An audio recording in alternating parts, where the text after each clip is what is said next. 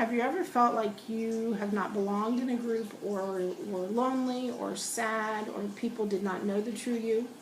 If so, you have the same feelings as the character in Rafe Martin's The Rough-Faced Girl. This book has received numerous awards, including the IRA Teacher's Book Choice and the ABC Children's Bestseller Choice. This story is an Algonquin Indian legend based on our versions of Cinderella.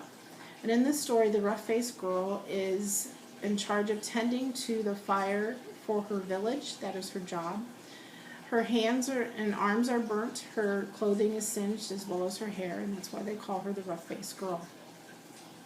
In this village, people would like to marry the invisible the invisible being. And in order for them to marry the invisible being, they must go through his sister. They come dressed in their finest clothing and ask to marry the invisible being. His sister then asks them 2 questions, and in order for them to marry him, they have to answer these 2 questions correctly. That way, the invisible being and his sister will both know that that is the person he is to marry.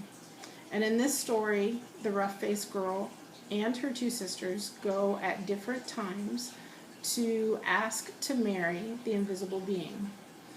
Some activities that you can do with this story is to compare and contrast different versions of the Cinderella, as well as the theme and point of view from different characters.